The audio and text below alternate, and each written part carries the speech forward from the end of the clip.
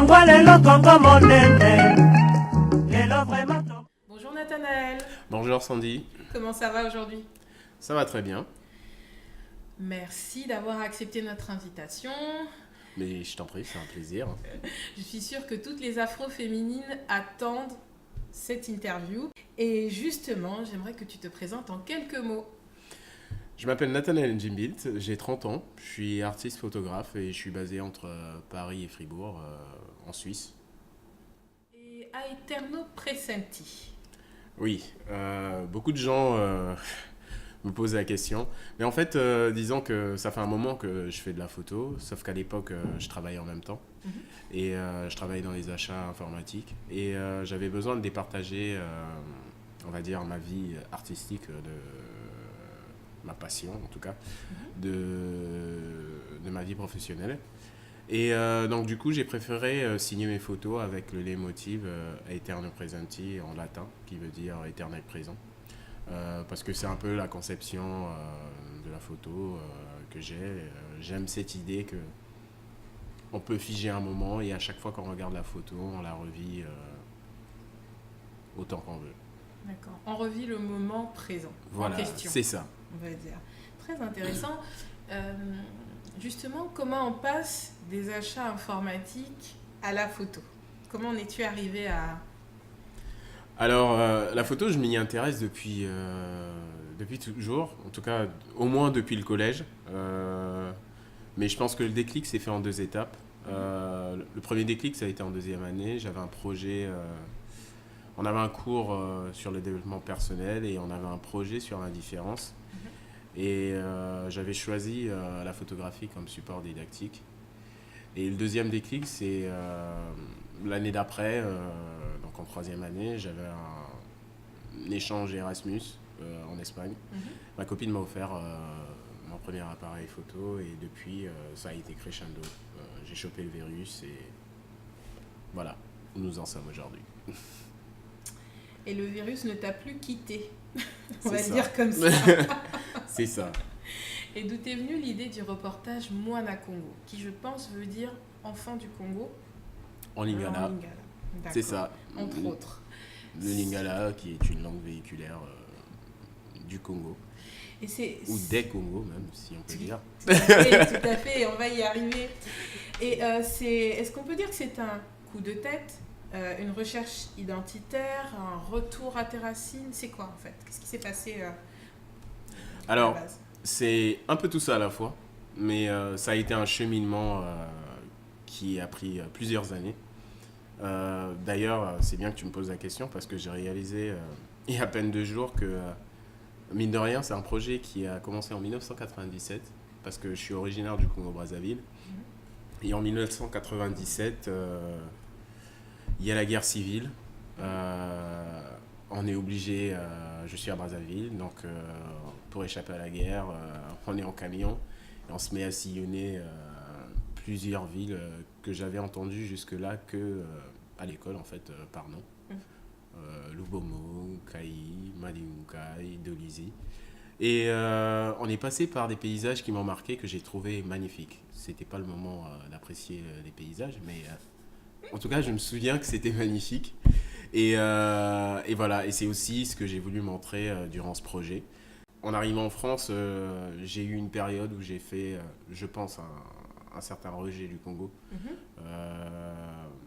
Et chaque fois que les gens me demandaient d'où je venais, déjà je me suis rendu compte que j'étais toujours obligé de situer où se trouvait le Congo.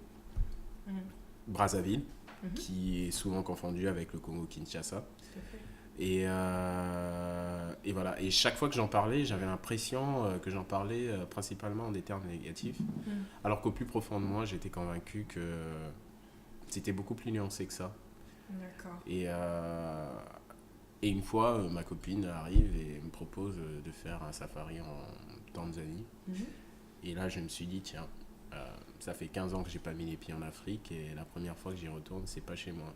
Et voilà. Et l'idée du projet est partie de là. D'accord. C'est assez intéressant cette opposition entre la façon dont tu parlais du Congo et ce que tu pouvais ressentir à l'intérieur de toi.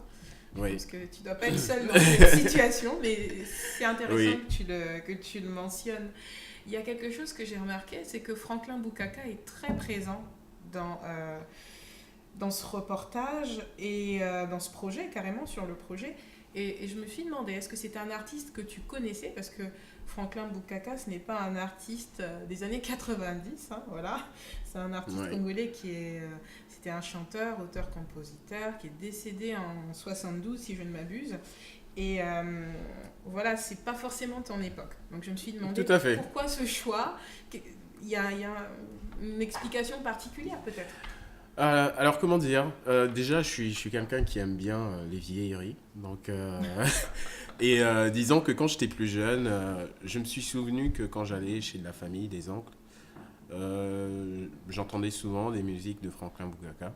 Et bizarrement, enfin, comme quoi le hasard n'existe pas, quand j'ai commencé à me lancer sur ce projet, ce sont les chansons de Franklin Bukaka qui me sont revenues en tête en premier. Et à l'époque, je faisais pas attention aux paroles, mais d'un coup, les paroles résonnaient dans ma tête. Et c'est d'ailleurs le titre Mwana Congo, le titre du projet Mwana Congo, a été inspiré de l'une de ses chansons, Ata Ozali. Excusez l'accent, j'ai pas l'habitude de parler lingala.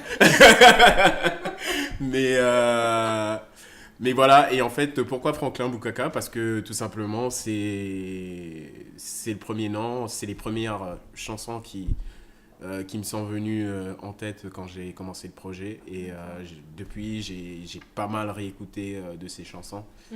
Et, et j'adore Franklin Bukaka, et surtout pour les messages qu'il prenait, l'unité du Congo et même des Congos. Donc voilà. C'est un message d'actualité, on va dire. Exactement. Et oui, c'est drôle parce que tu dis que ça fait longtemps qu'il n'est plus de ce monde.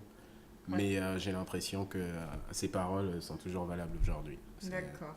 Elles ont traversé les années. Exactement. Elles n'ont pas pris une ride. Pour prendre tout leur sens dans les années 2000.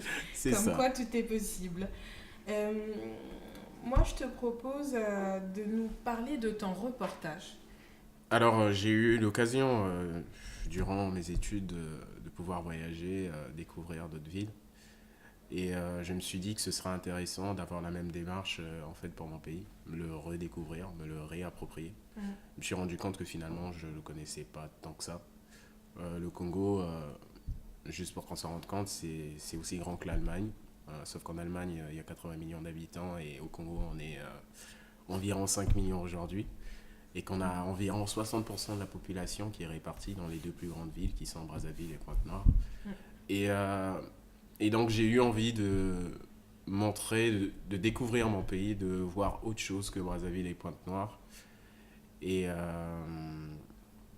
voilà, donc j'ai commencé du coup à me renseigner sur comment faire en amont pour visiter le Congo. Par où passer, quels sont les sites entre guillemets touristiques si jamais il y en avait. Et il y en a.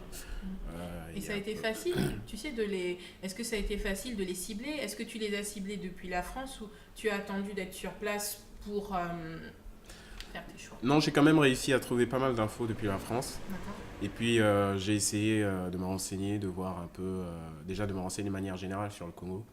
Le Congo avant la colonisation, l'origine du peuple congolais, donc le peuple bantou.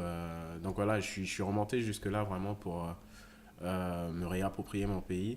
Et j'ai aussi essayé de voir un peu ce qui avait potentiellement déjà été fait sur le Congo. D'accord. Je me suis inspiré de certaines expériences, de certains photographes qui y sont partis, photographes congolais, je précise, qui y sont retournés pour des vacances et pour qui, disons que l'expérience photographique n'a pas forcément été une bonne expérience pour eux. Donc voilà, donc j'ai essayé de tirer profit de leur expérience, de ce qu'ils avaient fait. Et puis, mine de rien, j'ai fait mon primaire et une partie de mon collège au Congo. Donc, d'accord. À Brazzaville, hein, c'est ça? À Brazzaville et à Pointe-Noire, un peu après la guerre. Donc j'avais quand même des bons souvenirs des sites un peu historiques et touristiques en fait, du Congo, comme les gorges de Diosso, Luango. Je sais que la Sangha, il y a pas mal de choses à visiter. Le lac de Télé, plus au nord, des choses comme ça. Donc voilà. D'accord. Tu as fait appel à tes cours de géographie de l'époque au Congo ou... Un peu ça. Il y a eu beaucoup de ça. Et puis j'ai aussi la chance d'avoir mon jumeau d'une autre mère qui travaille actuellement au Congo. Et d'ailleurs, j'en profite pour préciser que c'est pas un projet qui s'est fait tout seul. Je peux dire que on est à minima à 2 sur ce projet, donc il en fait partie. Parce que justement, lui, dans le cadre de son travail et même pour ses plaisirs personnels, il a l'habitude de sillonner le Congo. Donc il m'a beaucoup aidé sur ce projet. Disons que je lui ai précisé les sites que j'avais envie de visiter, les quelques sites que j'avais envie de visiter. Et il m'a brodé un circuit autour de ça, et voilà. C'est super.